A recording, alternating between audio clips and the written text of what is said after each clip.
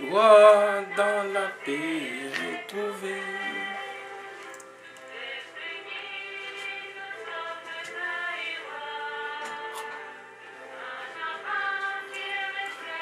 Dignité, peuple grand, libre jamais.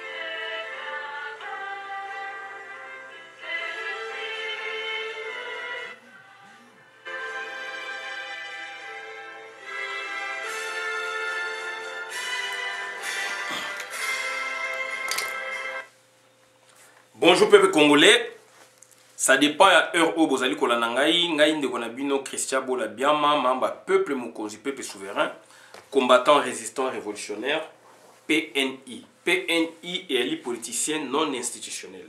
Bande Konangai, c'est très important, makam tozali tolingi toloba, et puis c'est très important, makam otolobaka, bo vérifier yango, mingi ezali pe ko salama, mingi pe eko salama, donc on a moment où esengeli, puisque ezali makambu donc politique ezali bongo tango bolobi likambu ezali na kuku bobimisa ona poisa bakoyoka soni lobi bakozongisa yango na ndenge mususu. Donc bande ko nangai c'est très important. Bon lelo yo toye mingi ko sala une réflexion entre nous na diaspora, puisque diaspora a une place. Diaspora est importante dans tout pays parce que la nôtre est devenue une grande diaspora et le pays compte sur cette dernière. Et la diaspora doit donner la voie, doit donner une direction à suivre. Et quand ça ne va pas au sein de la diaspora, tout peut se gâter. Donc, il y a vraiment pour senga na batu donc réflexion au bola na ovma boke bipenza na eko parler na deux cas.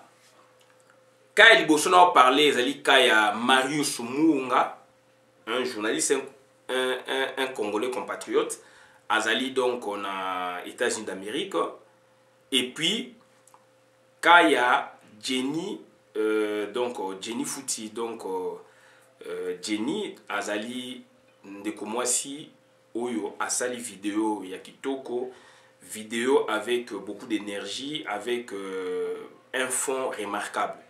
Donc sur le plan de forme et de la forme, du fond et de la forme, donc ezali vraiment remarquable.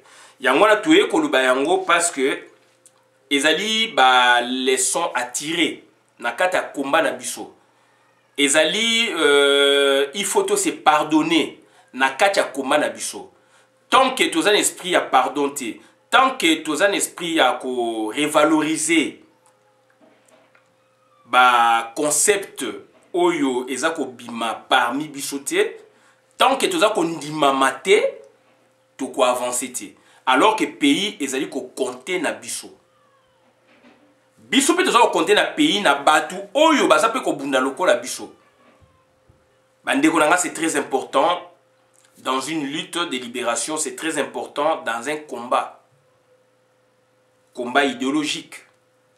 Pour boza en face na banguna bako tika bino pété. Bako détruire bino. Bako na ba penser musu pone détruire bino pone freiner élan na bino. C'est normal les a combat. Bako kote la pe bino. C'est normal les a combat, quitte à vous d'être prudent. Biso peso tozala ba moyeto ko kote la pe bango. Et il y a des gens de bonne foi oyo bazana kati kuna ba yaka pe vers biso vers bino pour na repérer sa information. Donc puisque tozali mutu moko tozali na kata kuma par rapport ya invasion Tutsi Hutu rwandaise na kati ya Congo. Donc il faut en finir neloko wana. D'où na kata combat entre biso il faut tous se pardonner. Il faut, donc je le dis, je le redis, il faut tous se pardonner. Il faut tous à la tolérant. Puisque biso mutu tous a ça une sorte de démocratie. Parce que toujours dans le pays développé au monde, il y a démocratie. Biso mutu toko fait réjaillir, n'est-ce pas, ba penser na biso l'intérieur ya mboka. Ba ekope toza koyoka ngo oyoki pe yango na bona répéter awa. Et sengeli na kata diaspora to se pardonner, et sengeli na kata diaspora to ndimama, et sengeli na kata diaspora to sangana, et sengeli na kata diaspora to transcender, s'il vous plaît. Mutu moko azalaka kaka na lumière ba musu balandaka. Donc bandeko na ngai mais nazali ko senga eloko naza ko insister, yango na relever deux cas. Peut-être vous comprenez ngati mais na relever deux cas na salango exprès. Na salango exprès. Na kozwa ka ya Marius Munga. Marius Munga asalaka musala na ye malamu ndenge tomonaka. Ayambaka ba congolais comme étrangers, notamment donc tolo ba banyamulenge ba rwandais. Ayamba déjà Azeres Rubewa. Ayamba qui dernièrement donc Moïse Nyarugabo, et les Congolais n'en parlent même pas.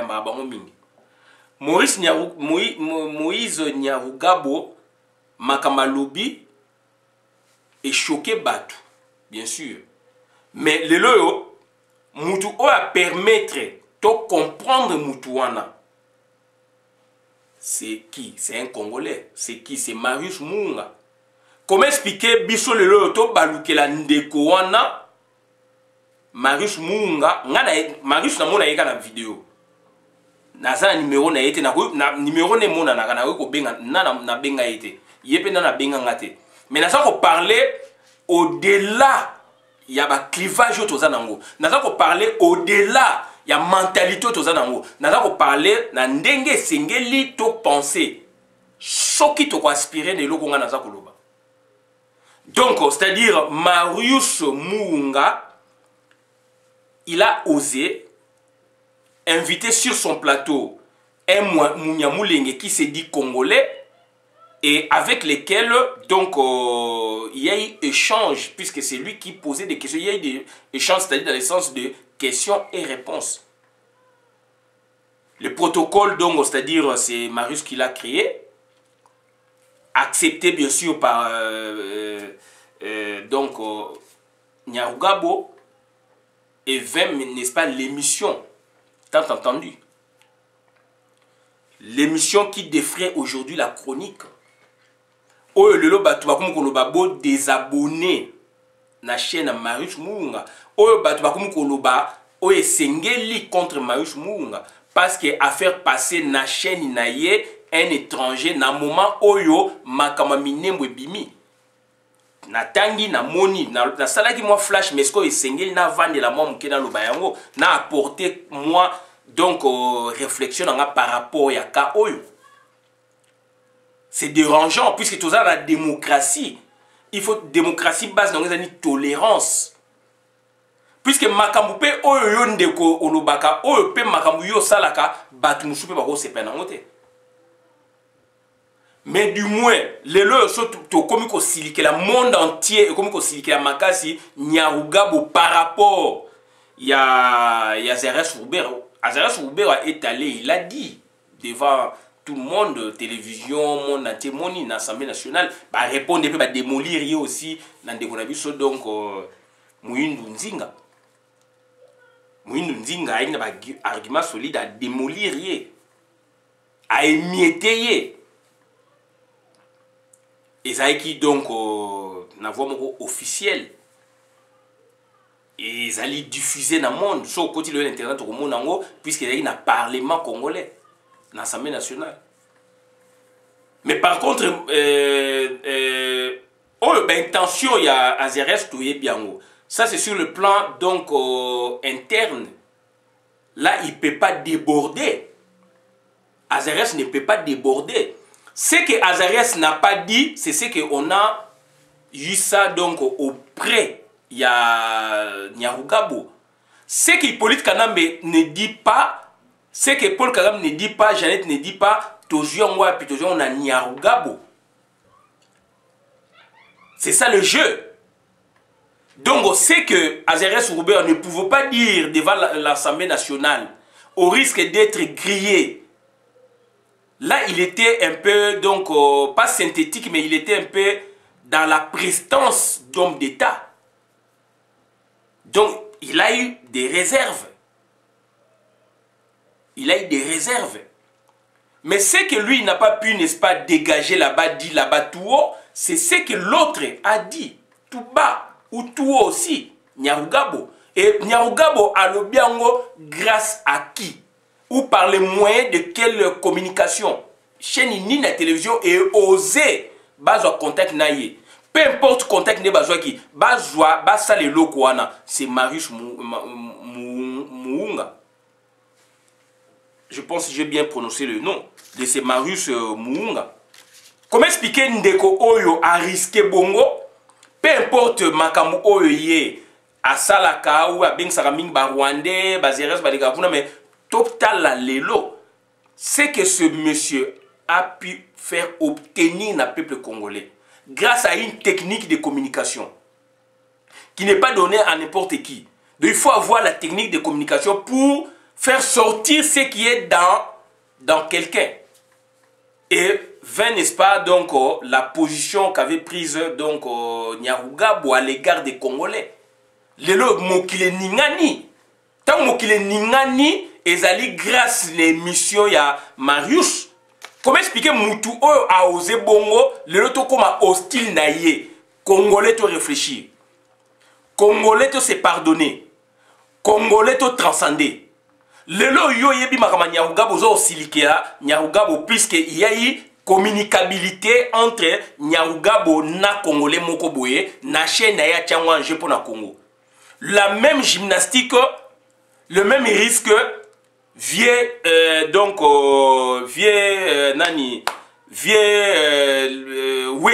Weti Cyprien asalaki yango.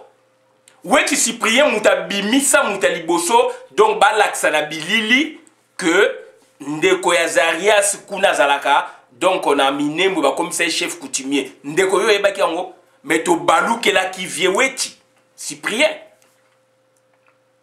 ndeko na ngai to se ressaisir ndeko na ngai batu nyos tout ko mona makambo ndenge moko te to accepter makambo to tolérer to construire combat na biso to construire démocratie na biso biso nde mutu Congo pe kontaka na biso.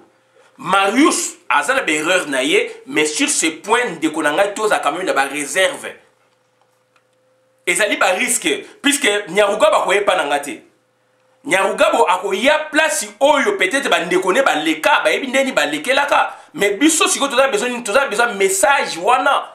Toi beloko ni batami na kat na bango et loko ni kangam na mitema na bango. C'est ce que nous avons besoin, c'est ce que Marius a pu nous faire obtenir.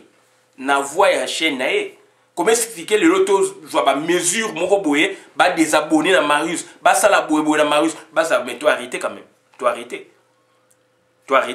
donc na est-ce qu'on a kaya Jenny c'est une fille que moi j'ai découverte tant où tu as soutenir Martin Fayulu au travail une fois donc moi une fois déjà quand on travaille donc je peux comprendre tu connais peu ko somani ba mai pona ba mai zangaki na supermarché Moboye. Donc on a parlé, donc on était côte à côte et j'ai vu, donc j'ai compris. C'est une fille Azali, donc très intelligente, sauf que les cadres, il y a travail peut-être des aïeux qui permettent de pour une fois, puisque Martin Fayulu a dit qu'il y a bande quoi Belgique, qui tu as dit te belé. Donc, il y a qui, je pense, début année ou fin année passée. Donc, tout travail qui n'a j'avais compris que donc c'est une fille Oyo Azali quand même n'a pas talent Oyaye mais sauf que y a un milieu mususu moyen n'habite magam na lobite bo changaite n'habite que place bazala qui on a structure bazala qui on a qui et permettait qui était à se clore non nabi bongote nabi ezala kanabatu mususu donc place Azali je n'ai pas fait allusion là-bas donc me place Azali na moment esengeli et permettait qui était mutu à se clore. mais tant que mutu comme la structure musu l'environnement musu mutu a agir boye et ça il y a eu des réactions mutu menace ko abimi donc abimi ko alaxi ba talent nae et c'est ce que nous voulons donc oyo donc Jenny Asali en tout cas na félicité qui est na bateau to soana bango na lesquels émission boke tu peux na féliciter qui est pe na remercier qui est donc mutu azali bongo il faut azala bongo donc ba keneki na kaya ba fédéraliste donc on a né ba keneki et donc à se démarquer qui na lobaki yango et après on a vu Oyotomoni donc c'est-à-dire Jenny a accueilli dans le même sens ya koloba makambu contre les Banyamulenge.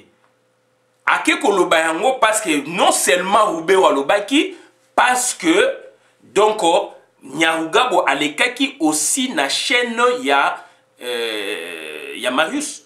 Ya moment na tché bango ensemble puisqu'il y a un lien. Il y a un lien quelque part puisque Jenny alobi Roubero alobaki mais Roubero a kene comme homme d'État, il ne pouvait pas outrepasser les mesures. Akeneg avec une certaine prestance, avec certains égards.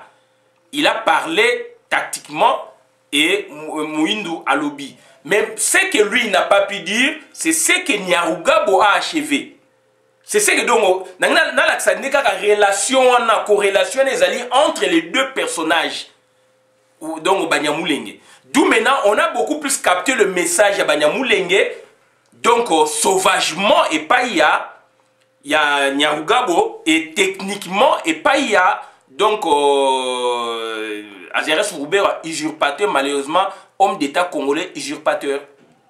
Lui il est allé de façon technique propre avec beaucoup de solennité qui l'entourait. Il ne pouvait pas outrepasser les mesures vu son rang. Il y a usurpateur donc comme ministre Boye na Congo. Mais l'autre côté le monsieur s'est explosé. Il a parlé. Il est allé trop loin. Jusqu'à nous dire qu'il faut vivre tout ça, choité. Il y a Zanani. Aujourd'hui, il y a des réactions. Donc, parmi les réactions, il y a Jenny. Il y a un moni nae ko racolé bango na rapproché bango na Marius.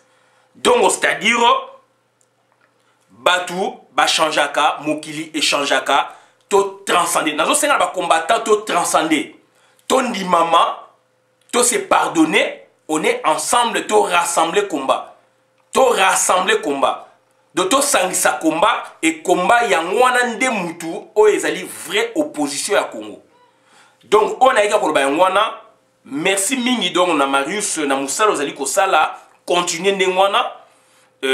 Donc c'est-à-dire ozana berer na yo mais ngai pona Nyarugabo na zui parti oyo esengela ki ngana zwa oyo na comprendre Nyarugabo grâce à la technique na yo. Jenny a réagi non seulement yoka ki donc Azeres mais a yoki mingi yakanda sauvagement oyo Nyarugabo lobby oyo Azeres akoye koloba kuna te. Il y a un jeu politique technique. Donc yekuna kei na sens boye oyo akei sauvagement na terrain pour na massacrer ba Congolais. C'est là où la colère ba Congolais bimi oyo Jenny peut à s'exprimer qui yangwana donc na ye koloba tout transcender biso le soto bunga banzela donc to arrêter ba stratégie mususu to zonga kapena ba stratégie mususu donc to zala ensemble to yambama to sangana to changer ba stratégie o ba bunga kinzela ba zonga na nzela combat ezali donc ya batu nyonso combat ezali donc très important ils ont besoin Congo ils ont besoin de l'élément na ye ya bana na ye baza ko bundela bo solo et bo changer à bo solo pour ko to bundela Congo ensemble message na yiki na ngwana na boyi ba confusion s'il vous plaît na boyi ba confusion s'il vous plaît to transcender to bunga ka banzela combat na yo tango bandi tilelo obungi combien de fois comment na ye yo kuna tango bandi tilelo obungi combien de fois na côté mutute naza koloba. Donc, tout transcender, ton di mama, to kumisama et force na biso ko zande ngwana. Et ba idée à te belé yango pesa ka force. Ngai moko idée na nga moko kaka e ko sisa makam nyoso te. Mais idée na yo ya ye kuna ya biso nyoso nde e ko pesa force. Merci la Jenny. En tant que femme toujours c'est appelé ba maman e belé bala na lokola Jenny. Merci donc on a Jenny Fouti, donc Jenny Fouti, et puis merci Jenny Fouti, Betty Kouchouamina, et merci na Marius Munga, na Moussala Osali. Donc, c'est-à-dire, Bandeko, c'est normal, il faut choquer Bango, il faut critiquer Bango, mais il faut qu'il y ait des gens qui prennent les risques. Et vieux Cyprien Oueti, Azwa qui risque. L'autre, le miné, mon chef coutumier, Rwandais, Bakota, grâce à vrai Cyprien. Mais tout bête ma banga. Lelo to ko ba minembwe boye puisque nyarugaba lobi to comme ko lobela mbalamon nyarugabo grâce ya Marius Muunga puisque azui risque wana total aussi côté wana esprit oyo critique oyo yelingai à partir ya un ami personnel to tangana ye na IEP et puis na IPN donc Mumba Christian toujours bien Christian Dior Mumba Christian azara Belgique. Il a fait cette réflexion et ngana juyango à permettre ngeza réflexion et yango na juyango donc na enrichir yango autrement. C'est un ami personnel Mumba Dior Christian. Donc Mumba Christian azara na Belgique. Yem ta pesa qui réflexion tant babane ko critiquer Maouss Munga faire attention. Grâce à ce monsieur que nous avons, c'est que eux ils gardaient sur le cœur. Donc on a eu ko ba mwana. Merci.